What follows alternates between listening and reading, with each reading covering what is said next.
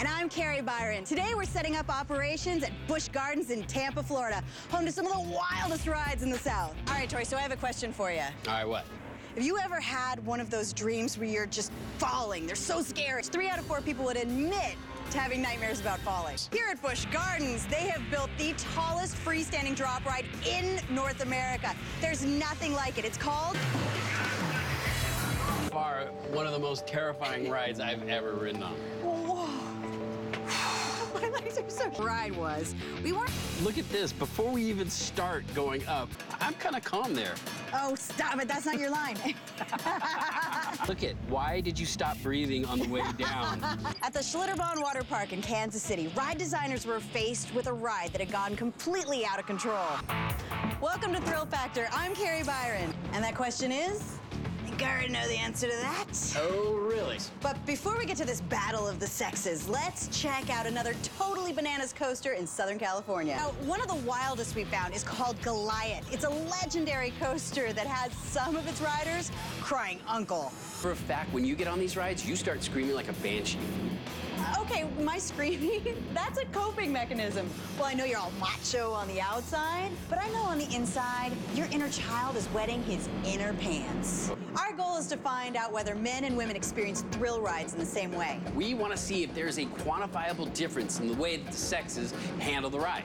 So we've enlisted some volunteers, and we'll use that data to see if there's any measurable differences in how men and women experience the Thunderbird. What's better than watching other people scream? Makes me wonder how Tori and the boys are doing up there on Thunderbird. Welcome back to Thrill Factor, where we use science to break down the most epic thrill rides in the world. How's the coaster? All right, while Tori regroups, check out this monster we found in Japan. Godzilla? No, worse. Thrill ride like no other. Now, this is the perfect place to test what happens to the body during an extreme thrill ride and to see if those physiological effects are what keeps us coming back for more. I guess we're gonna find out what the term adrenaline junkie really means. Aren't you afraid of heights? Terrified. All right, so while we head up to the top of the stratosphere to prep for our plunge, check out what we found over in Europe in the Swiss Alps.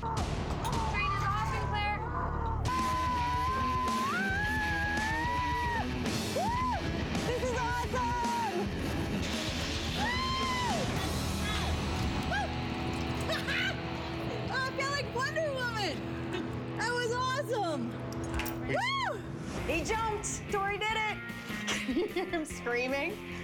While we wait for Tori to return to terra firma, check this out. It's a base jump, but with a twist. Welcome to Thrill Factor. I'm Kari Byron. And I'm Tori Belleci, and our laboratory today is here in Southern California at Six Flags Magic Mountain.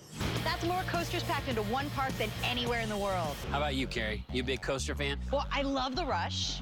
Not so happy about the fear and the anxiety. Well, that brings us to our experiment today. Roller coasters do seem to cause a lot of involuntary physical responses. Like your heart rate increasing, sweaty palms. It's all about the physiology of fear. Or fun. Tomato, tomato. All right, well, while we're getting our science on, we're also going to take you around the world to look at the science behind some of the other great thrill rides. In fact, we're going to start at an insane coaster at another Six Flags on the other side of the country. Oh, God. This is like the worst part, because it's the anticipation. You know it's coming. And when 50 miles an hour, there's one physical effect we all share. White knuckles.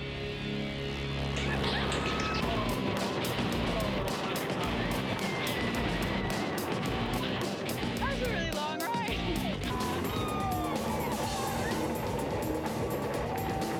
We're about to take another spin on the ride they call Apocalypse. Apparently, we have to gather more data. Kari, what's... I'm not stalling. I'm making sure my sensors are properly calibrated. Yeah, a little bit. All right, let's go.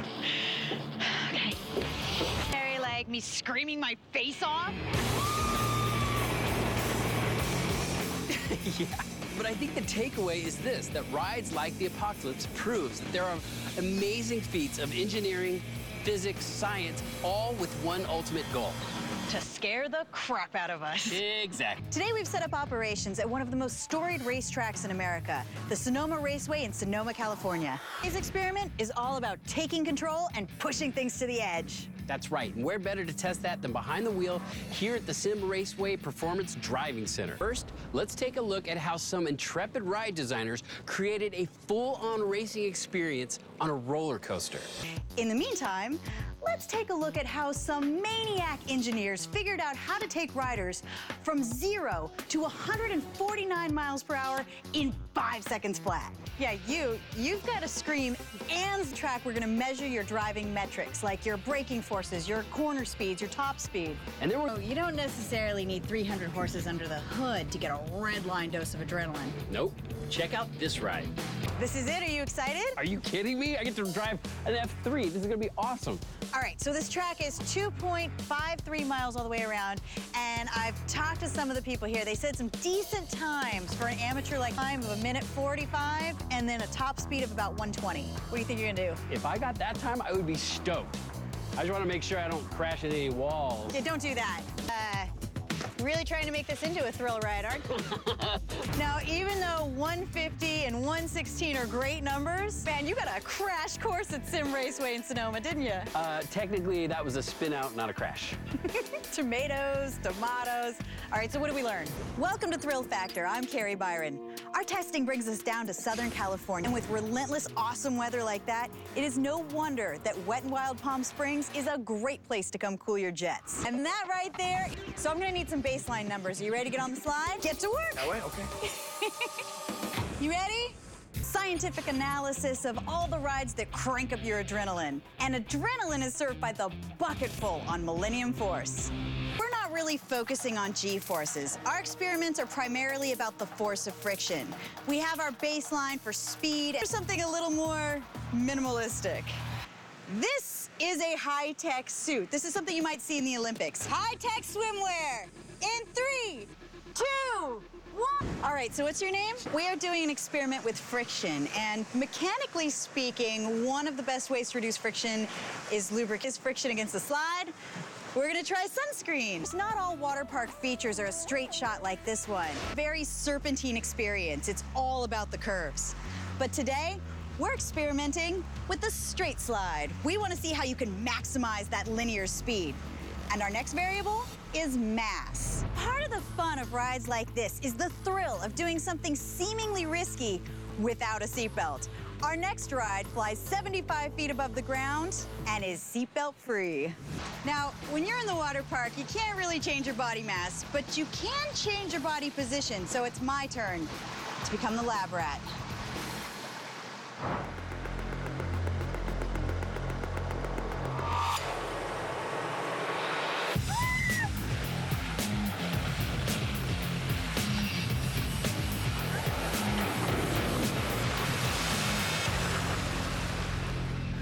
Whoa, we're testing an atomic wedgie. We got it.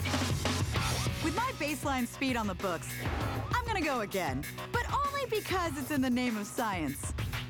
Welcome back to Thrill Factor. Now, we've been running experiments to see if there's a way to go faster down a water slide. And even I volunteered to see if it's pretty tough to arch your back while you're plummeting down a 7-story slide at more than 40 miles per hour. Maybe with a little practice. Woo! It didn't feel like I went any faster, but I do feel like there's a lot of water in my butt. That's right, we're just outside Las Vegas, Nevada, where we're gonna try a completely different kind of thrill ride. Before we get to that, check this out. It's a flight simulator that tricks your brain into believing that you're going 400 miles per hour when you're only a few feet off the ground. That's all right, so flying our stunt plane today is our pilot, Kyle. What do you think of this little experiment of ours? Once we start getting up there in the higher G range, That is really original. Did you come up with that?